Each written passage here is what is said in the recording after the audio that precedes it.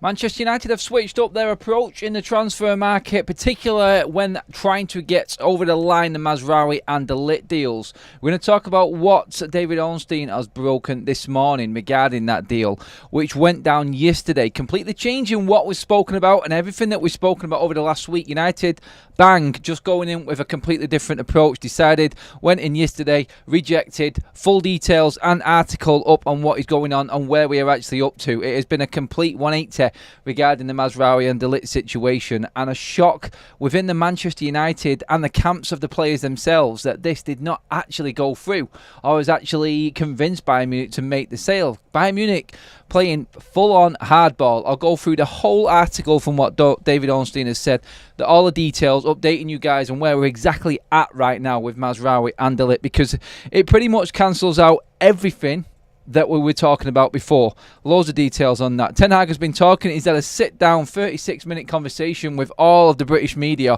and all of the stuff coming out from that, talking about transfer plans, not changing transfer plans because of injuries. Malacia changing transfer plans because he now might be fit in October. All of that to come in the show. Your full updated, up-to-date even, Manchester United headlines here. 12 o'clock, Forever United TV. I'm Adam. Welcome along to the live show. Get your comments in the live show. Get your comments in on what we're talking about. I want to know your feelings on everything going on. Please give the video a like. 600 likes, your minimum for the show this lunchtime, guys. Get onto it, please. Thank you, everybody. And obviously, make sure that you are subscribed to make sure you miss none of this news, because we go into full-on detail. We make sure that we're on top of everything, and we give you all of the facts as well from what people are saying. And you know what? Some of the stories may have been a little bit of fluff and bull, but we talk about them as well and try and dissect them and figure out if we actually can get any truths out of them or possibilities from them. Let's get straight into what is going on with Manchester United then right now. Up to date, I'm going straight in with what David Ornstein dropped before. I'm going to read you through the full article on what's happening. Everyone has taken extracts from it. I'll read it you out in full right now. It's quite to the point and I think very important when it comes to what's happening with de Ligt and Mazraoui, especially right now. So, Manchester United have submitted an opening double offer to sign Matthias de Ligt and Mr Mazraoui from Bayern Munich. The Old Trafford hierarchy wants to bolster their ranks by landing both defenders and stepped up their pursuit on Thursday via a joint bid. So, yesterday this bid went in. So I was wondering, when I seen all of the articles come out when I was out and about and before, I was reading through it, I'm like, no one's actually saying exactly what day this happened, when it happened, if this happened months ago, if we didn't know about it. But no, this all happened yesterday. So, on from there, joint bid on Thursday, there was optimism at United and among the players' representatives that this would satisfy Bayern's expectations for squad members they deemed surplus to requirements. But the proposal was rejected by the Bundesliga side, told the Premier League counterparts it will need a higher fee to reach an agreement with talks ongoing. They're the bits that you've probably seen on Twitter and X. It's the same thing, Twitter, X, can never decide which one to go with anymore. But that's what's been said, and they're the bits that you've seen. There's more. I'll go into more detail on what the article has said, actually. You would have seen this bit as well, I think, as well, which is, it has caused some bemusement in the camp of de Ligt and Mazraoui, represented by the same agents, Rafaela Pimenta, based on their understanding of what it would require to get the deal over the line.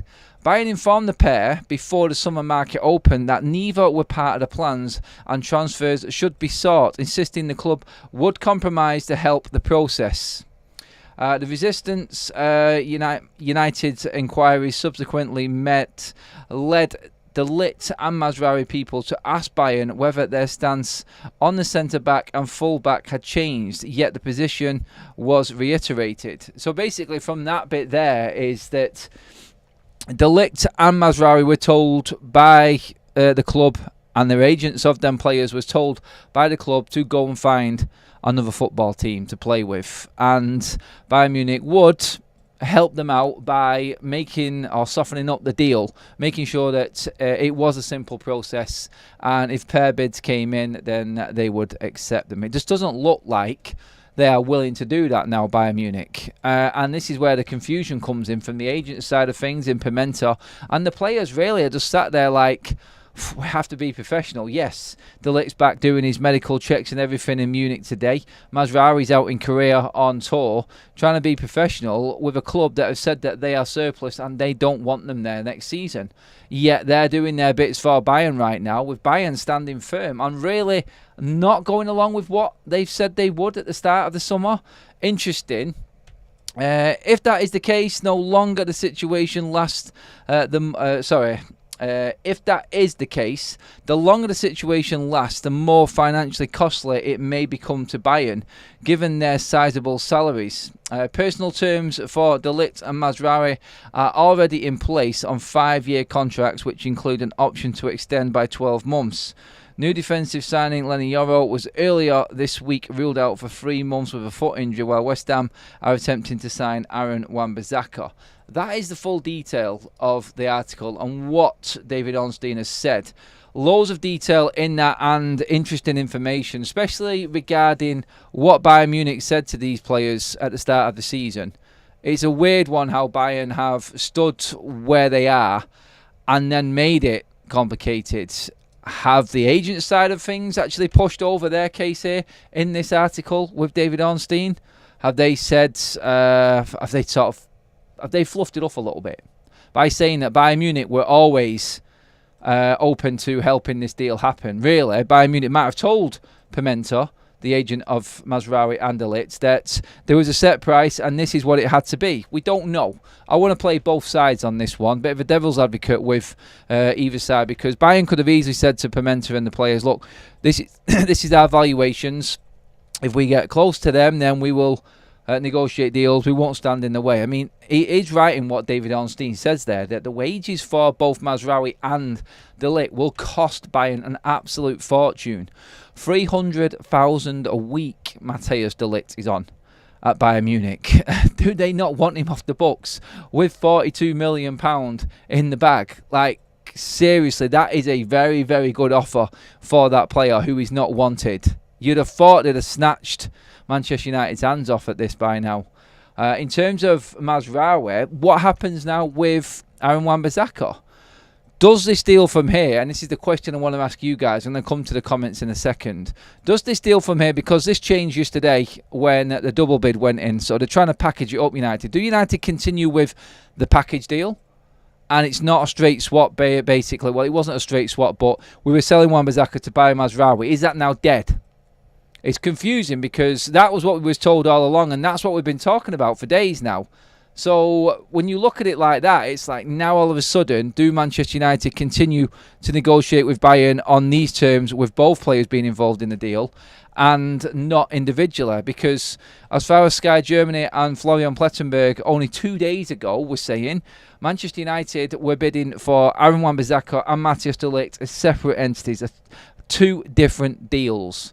So that's where we're at with this right now, and that's where Manchester United are up to. They're approaching it differently by trying to get into Bayern Munich by offering them a package to make it. I mentioned this the other day actually, when I said maybe we're going to go and throw a double package at Bayern Munich to make this look better. Look, you want rid of both. Here's so and so amount of money, somewhere near enough, probably in the region of 60 million.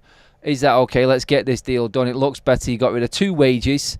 You've got 60 million in the bank pretty much, and you can move on with your other targets. I thought, like what's being said in the article and everything being built up, that would have been enough for Bayern Munich to look at this in a different way and go, yes, that probably makes more sense for us now. We've got room in the squad, we've got room with the wage budget, and we've got a bit more money in the account. That's what we're dealing with right now. And do you know what? It's not come about that way. It's a strange one. It really is strange. But I look at it and I read what Ornstein said and I say, right, Manchester United are now putting both of these deals together. It's now no longer 2 separate deals. That's how you have to look at it, I feel. You got Rawls, he's in the chat with a super chat. Thank you very much, mates. We have to break these clubs from expecting that United will back down and give them everything they want like years past. Has to happen. Agreed, mate. We do have to stand our ground with this. Is standing our ground actually for you guys just not spending any more money? Is standing our ground maybe upping the bid for Mazraoui and De Ligt by both players together by 5 million. Is that acceptable for Manchester United fans right now? That's another way you have to look at it. Should we just put a little bit on top with the money that we're going to get for Wan-Bissaka and Scott McTominay just to get these two players through the door? Very interesting how it comes. Macmillan YouTube says, Bayern need another centre-back. United need another centre-back. They now want Max charging for De Ligt so they can replace him as it's to out injury till the end of the season. Ito out to the end of the season. United should walk away. Walk away. Anyone else who's saying walk away? Get in the chat, guys. Chris says, let me get this straight. United have signed 3 players. 1 is injured. 1 is a 16-year-old free. And 0 first team minutes. We signed Yoro, injured 3 months. We signed Obi Martin, 16-year-old, plus 4 other academy players, academy players for our under 21s and under 18 side. And we've obviously signed Xerxes as well. So yes, pretty much to round up that comment, yes, that is what we have bought in. What's we got? Let's get your comments in. I want to see De Ligt and 2 others in before we take on City. It's a bit of an ask now. A week on Sunday we play City. And there's no guarantee that De Ligt would even be fit now, even if he came in. So expect it to be either Martinez and Maguire or Lindelof and Maguire for the City game next Sunday. I'm sorry to dampen things down and burst people's bubbles with the excitement that was the start of this window, but the reality is we could actually have Maguire and Lindelof starting the Community Shield for Manchester United. After everything that's gone on, it could be them too. It is a highly likely that that is what Manchester United will be going with, because Martinez only gets back on Monday.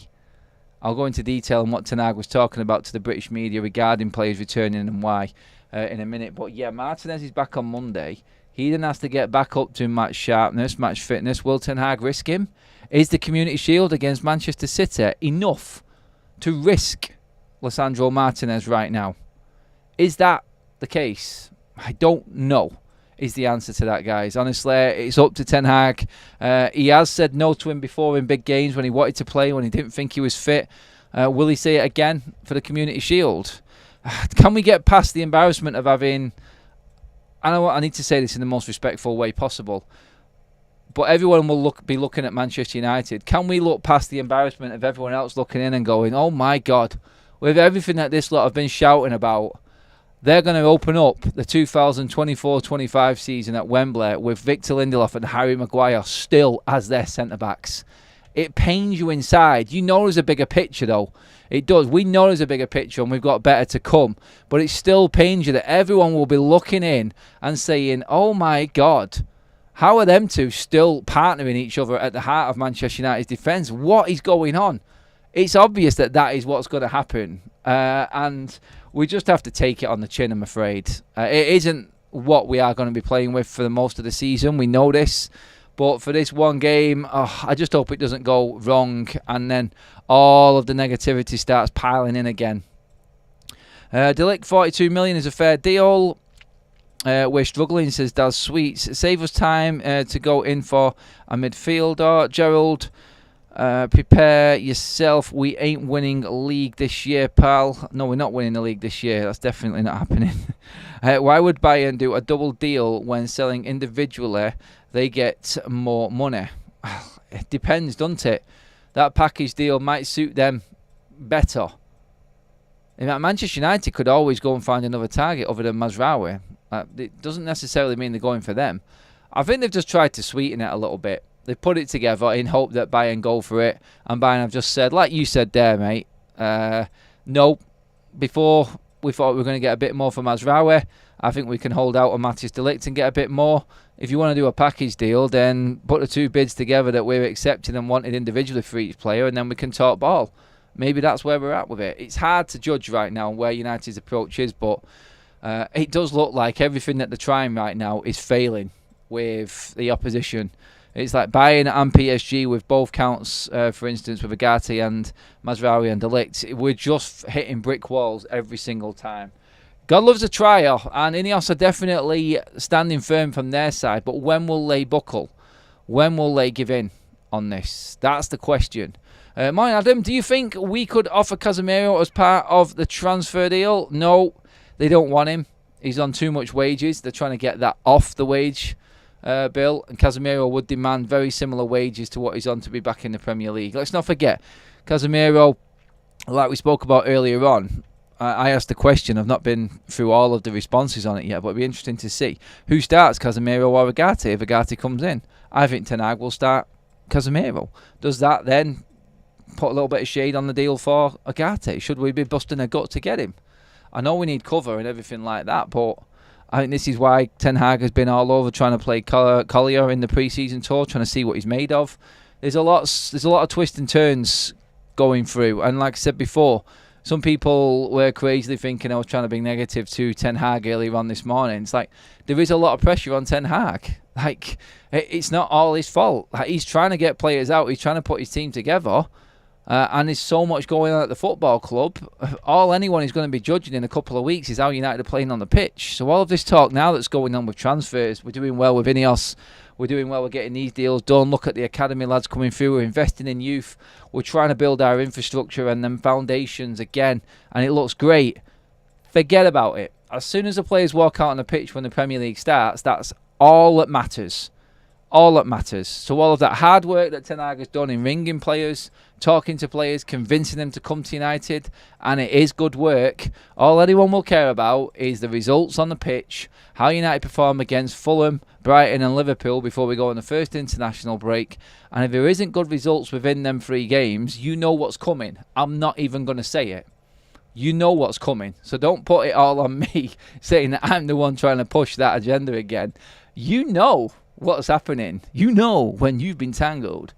Yeah. That should be United's motto right now, actually, with the amount of Dutch people in there. Why would Bayern do a double deal? Just said that one. Let's see.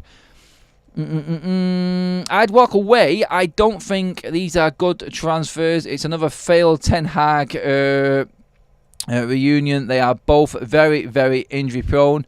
That's from a wit to the key. A wit the key. Oh God, sorry if I said the name wrong. Balvinda says, pay the money, we need the players, it's a good deal. What is a good deal? What? The price of the players that Bayern Munich, their price, or Manchester United's price? Yeah, United's price is a good deal, but Bayern are not accepting it. Do United go up? I think, looking at it right now, from what I'm reading, United and Bayern are about 10 million apart with the double deal. They're about 10 million off each other for the whole package. Do United spend that extra 10 million? I don't know. I don't know if we've got the money. I don't know if finances are that tight. If Scott McTominay goes, United can clearly use that money and put that towards and just get these deals done. Then I think we've got cover at the back. We're happy. And then we can look forward to trying to figure out what we want to do in midfield. You've got cheaper options, you've got dearer options. You could literally get Amrabat on loan and Rabiot in, or you get everything that you've got and put it onto Agate and risk that race. That's pretty much where the midfield situation is at right now. And a lot of people would prefer to solidify that defence and make sure that these players are in. And then, after that, it's about getting rid of as many players as possible and seeing if there is anything else we can do going up to the final days of the window. It will be a bonus signing past that. Them 3 players, I think, Agate, De Ligt and Mazraoui, or it'll be Amrabat and Rabiot rather than Agate, Mazraoui, De Ligt. You know what I mean? They're the ones that we're talking about. I think anyone else on top of that, we are nowhere near down the line of communications as we are with them players that we've just discussed. It's as simple as that. Anything else past this? I think Ten Hag wanted everything in place as quickly as possible and as close to everyone being into the start of the season as he could. And anything else United would still be in for if they could make deals happen going all the way up to September 1st when the transfer window shuts. So you look at that and you go, right, okay, it's more likely that United will be trying to push players out up until 1st of September rather than bringing players in. But if we manage to sell at significant prices and got some good deals, then don't count out United buying someone else in before the window finishes. But these are the key areas. United have to commit sooner or later. I said it this morning, I think this weekend's going to be a big weekend for United. So it's going to be, I feel, by the end of next week, before the Community Shield, I don't think anyone that United are bringing in, I don't think is going to start. Anyway, I don't think we're going to see any new players. I think we'll see Xerxes on the bench. I think Sancho will start up front against City. And I think it'll be the same team as last year. We won't have anyone new in the team against City in the Community Shield, which will be a bit of a disappointment to a lot of fans.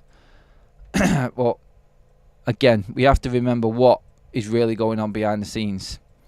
All this is going on, so Jim and Ineos trying to be the big boys. They are not in the same league. Wouldn't have had this with Qatar. Yeah, we would, Henry, because it doesn't matter. Like, what have Qatar got that Ineos haven't? Qatar wouldn't have brought in Dan Ashworth. They wouldn't have brought in Jason Wilcox. This was a plan that Ineos had in place. In terms of negotiating, we wouldn't have stood a chance with Qatar against the likes of Bayern Munich and PSG.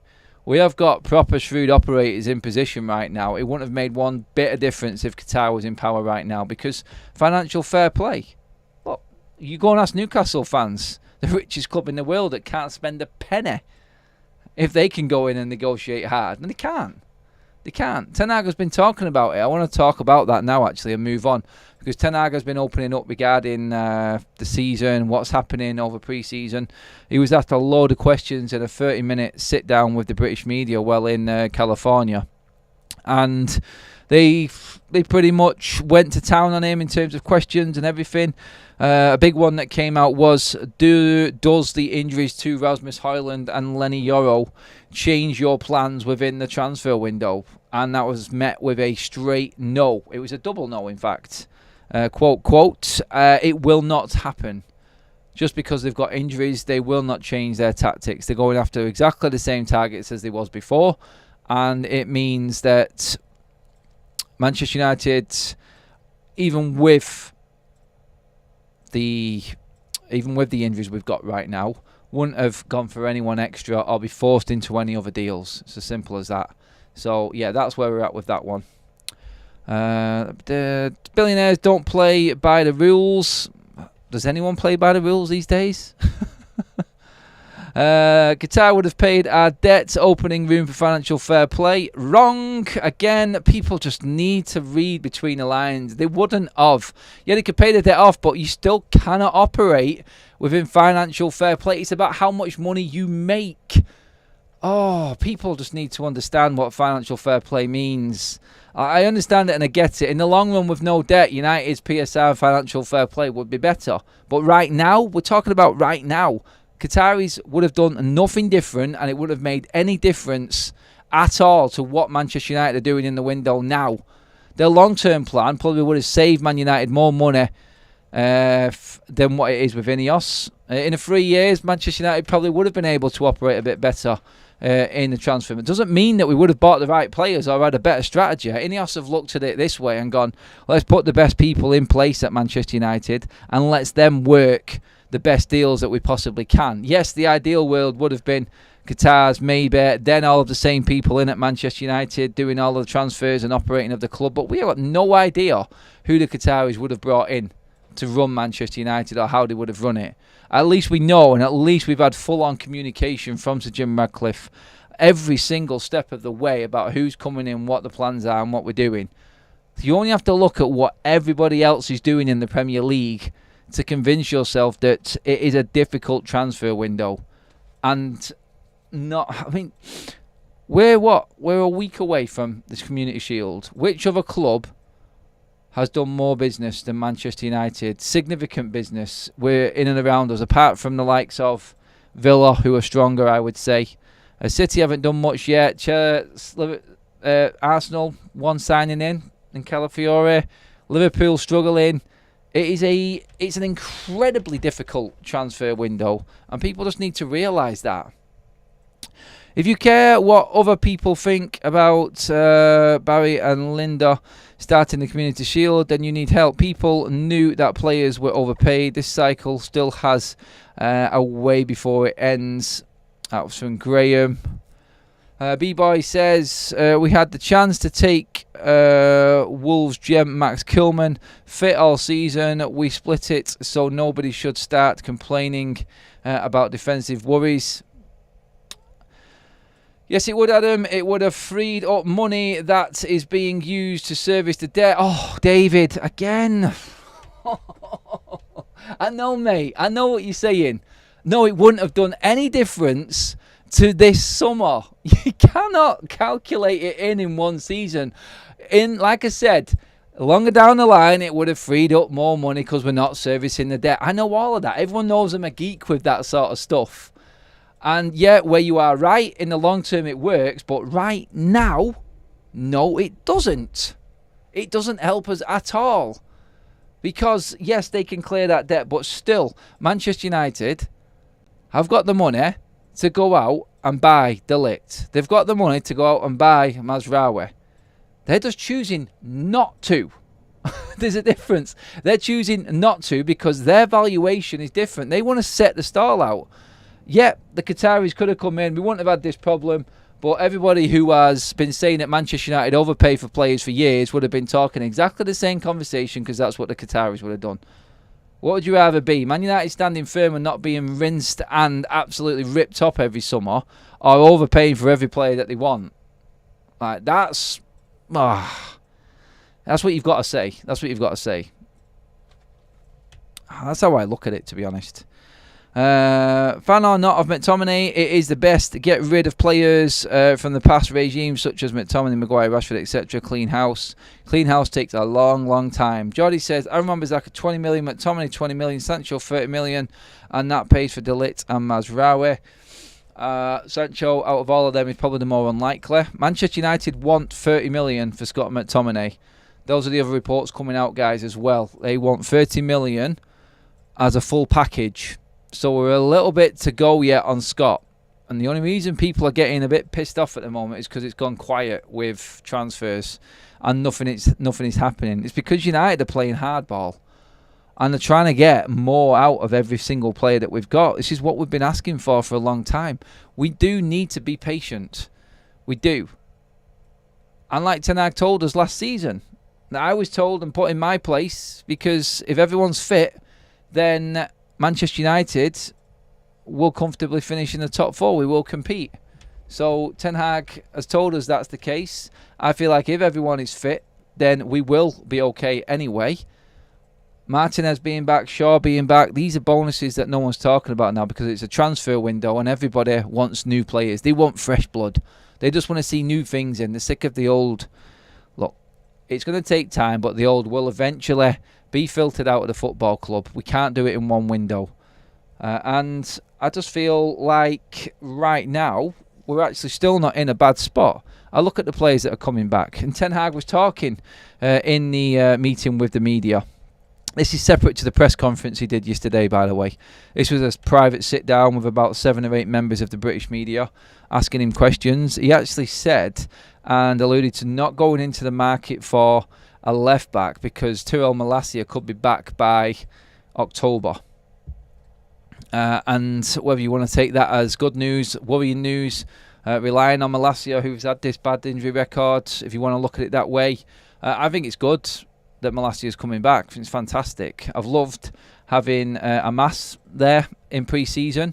You've got Shaw coming back. If Malacia's fit in October and ready to go, then we don't need to go out and buy a left-back. You've got 3 left-backs there that should be ample cover. Plus, you've got Dalot, who is automatically going to get cover with Mazraoui coming in, hopefully, if that deal happens, like we were talking about before. But yeah, there's a lot of positives at the back there. Obviously, Martinez coming back is key. Yes, it all depends on people staying fit, but while they're playing and while they're fit, you can only judge what's in front of you. And right now, I still feel that we're going into the start of the season in better shape than we did last season. Just how the games have gone, who is actually available, and what's actually going on behind the scenes with United as a club as a whole. I look at it in always more as a glass half full rather than half empty on that side of things. Ten Hag has also been talking in this meeting about Jadon Sancho, how they put everything behind them. Everything. So, does this mean, and obviously he was talking regarding putting Sancho in at number 9 to cover Rasmus Højlund, and this is where he was alluding to the transfer plans not changing because of injuries. Does he now see Jadon Sancho as part of his squad? Like, there's different reports on Jadon Sancho right now regarding where Manchester United are at, the relationship. Ten Hag has come out in public. Ten Hag has come out to the media and said, look, me and Jadon Sancho are fine. Everything is covered now. Ten Hag talking about Harry and Mass as well. We saw in previous years Garnacho, Kobbie Mainoo, but he's not there yet. But maybe in 3 months, if we train him well, if we let's coach him well, basically. So Ten Hag saying that Harry and Mass is not there yet. He's not at the level that Kobbie Mainoo was and Garnacho was at this stage. But he wants to keep him, by the sounds of it, which is good, at the club in training, and then see where he is later on through the season.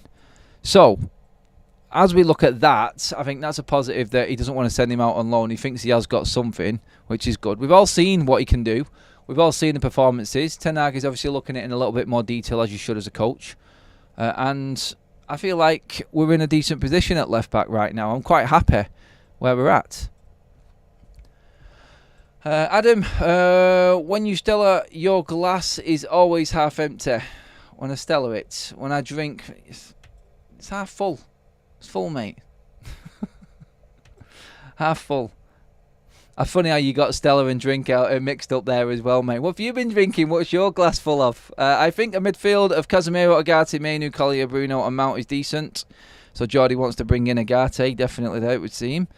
Let's just see. Martinez will have to work hard with Harry and Mass. Martinez has to work hard with anyone.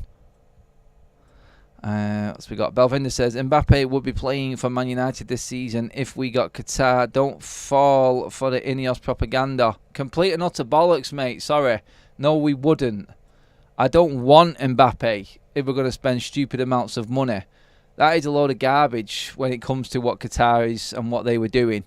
Like, we were all fed this story of the glory land of everything being paid and the debt being free and everything like that, but we never really seen anything official from them. And it's all hearsay. Like, Mbappe literally ran his contract down so we could go to Real Madrid. We would never have got Kylian Mbappe. It's a ridiculous story, whoever brought it up or whoever mentioned it, that the Qataris were going to go and buy Mbappe. That's a non-starter. It wouldn't have happened. It definitely wouldn't have happened. And would you want someone on that wage package at United again? Would we have not been going straight back to what has failed us over the last few years? Over the last 10 years, in fact? With these big signings, it just didn't work for United. So, no. I'm told United will go for Kodoglu after the primary targets all come through the door. That would be an overload at left back then, B-Boy would. Mazraoui and the Ligt news, will the deal go through? We've just been talking about that at the top of the show. Manchester United changed their tactics yesterday, and it was basically to do with the separate deals that were in place with Wan-Bissaka, Mazraoui, and then obviously trying to get the Ligt in. You're looking at that, and Manchester United have now changed it. They've tried to approach it differently to tempt Bayern Munich into moving by doing a package deal for both. So, yes, it has changed, and that changed yesterday when the bids came in and they were different. But whether or not Bayern will buckle on that, I don't know. Right now, no, they're not. They're not moving anywhere. It is stalemate right now. Absolute stalemates. Not you, Adam. The chat. We need to get behind the structure and be united. We just need to get behind the team when the games come around. Look, everything that we're doing now is for the better of Manchester United. All of these negotiations, everything going on behind the scenes, there is a sole goal from everybody to make Manchester United good again. We know that. They're not being ripped off. They're standing the ground. They're negotiating hard. They're getting deals done. They're buying younger players. They're buying the right type of players. We just need to have a few years of that and then a bit of consistency on the pitch. And yeah, all if puts and maybes, and it's all great in the perfect world. You've got to put it in practice, in reality. And that's where everything is going to be judged. Like, come 3 months into the season, when we hit the likes of October, November, I think we'll know exactly where we're at then. We'll know if there's been change. Because pre-season, like I said, like you look at pre-season, you look at the games, you're looking at individuals' fitness and things like that. And it all counts for everything, it does. You have to be fully ready and prepared for the season. But when it comes to the actual season, and you've got the best managers on the planet, with the best coaching and the best setups going up against what we've got, tactically, that's when you're judged. Tactically, in-game management, things like this. Ten Hag, is he going to rotate his squad? Is he going to give more players a rest this time? If he gets everyone in that he wants, he's going to have great opportunity to actually start rotating the players. Because we have got, like we said on nearly every single show, a shitload of games. We've got so many games to get through. But we have got a squad, I think. Please subscribe, guys, if you are tuning in for the first time. Make sure that you are covered with all Manchester United content. We got you here. Give the video a like, guys. We're creeping up to that 250 mark. Let's see if we can get 300 while we're live, guys. That would be great. Well over 650 in the room with us right now. Keep liking the video and hit that subscribe button, guys. I'm just creeping into the news to see what else is going on right now. See if there's anything else update-wise. It is basically what we were talking about at the top of the show. By the way, Antony is back in training. So the injury fears about Antony after the game the other night in San Diego have been put to bed. He is fine. No problems at all with him. He's back in training. Rashford is on the bikes, so it looks like he will be okay as well. Ten Hag has said in his press conference they will just wait it out 24 hours to make sure that they are clear with the injuries and where they're up to with the players. So, good news for Antony and Rashford that they're fit. Some will say, why am I even saying it's good news that Antony's fit? Well, if we were, and there was that slight chance of selling him, then him being fit would be a big part of that. And we would need it. Okay. Right, we have just had a tweet come in, a cryptic tweet from Florian Plettenberg. So he's retweeted his tweet from the 22nd of July, which said, Manchester United and West Ham exploring a deal to sign Mazraoui. First concrete talks took place. Mazraoui is at the top of the list of both clubs in the Premier League. 26-year-old right-back can leave Bayern Munich now. Originally, they demanded 30 million. So that was the original tweet, and this is weird. This is very strange. Why is he retweeting the one from the 22nd of July when it's got both West Ham and Manchester United involved in it? And he's just put an egg timer and Manchester United hashtag. He could have picked any of the other tweets there. Well, why are you doing the West Ham one just to wind us all up? Look, he's put MUFC there right at the top, so it must mean United. But it does look like, with that cryptic tweet from Florian Plettenberg, that Mazraoui is very close. So, are we going against what David Ornstein said again in the double package deal? Are we moving back to individual deals? I just feel like this is going to be one of them topsy-turvy days again where information is going back and forth. And everything is just getting mixed up and everyone's getting confused with what is actually happening. United are basically just trying every single way possible, it seems, to get the best deal for them from Bayern Munich. They are working overtime, aren't they? They really are. So whether or not it's a double deal, whether it's Mazraoui on his own, then De Ligt on his own, Plettenberg, Ornstein, all saying the same things right now, that communications are ongoing and ongoing. It looks like something is going to happen quite soon. The breakthrough looks like it's round the corner, guys. We could be having another player in this weekend.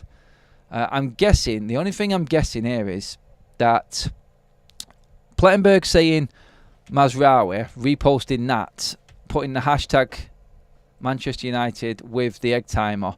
Mazraoui is over in Korea and he knows everything that happens within Bayern. And it will also be known if a certain player leaves the tour. So this has been spoken about yesterday about Mazraoui actually leaving the tour. He's waiting for United to give him the green light to leave so he could come and do medicals and complete the deal. I'm guessing someone's told Plettenberg something regarding Mazraoui while he's out on tour. And there could be, I'm guessing again, but there could be news coming that Mazraoui may be leaving the tour.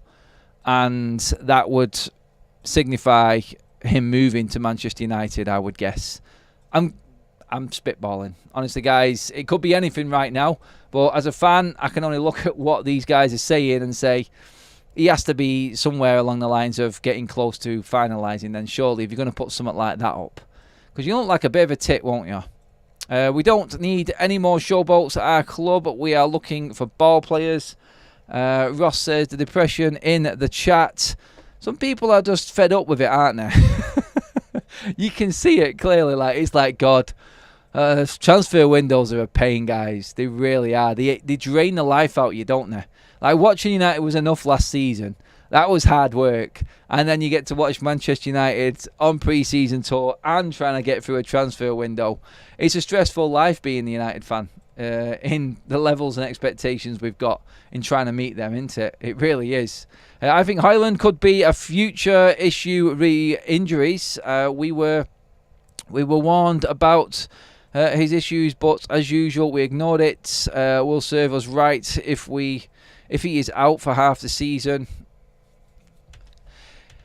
Injuries are always concerns. They are. It's how you handle them. It's how you handle players. It's how you look after everyone individually as well. It's awkward. It really is. I know it's easier said than done, but moving forward, that should be a priority. There should be clubs fighting over our players, hopefully, but performances on the pitch need to improve for that to happen. Pay the money. We are running out of time, says Belvinder. We just need this signing. The injuries are not helping. You got Ross says their off seasons are going to be similar in future years. Bring in players with buyouts, go on tour, then come back and bring in the rest. It's the same for everyone. It happens every single. It's painful for us to watch, is what it is. Let's just check through everything else. Now that Plettenberg's put that out, I'm just going to see if anyone else is jumping onto it. What's Romano saying? Nothing new yet. Just what was said from David Ornstein before. A little bit behind there, Romano, with that one. Let's see what else we've got. Yeah.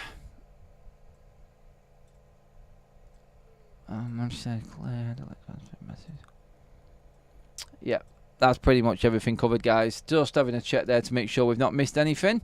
And yeah, that is us done for this lunchtime, guys. I will be back if anything does in fact break. I've got a feeling I might be on standby with what Plettenberg has said. Something could be in the offing very, very quickly. So let's see what happens from here. But guys, thank you so much.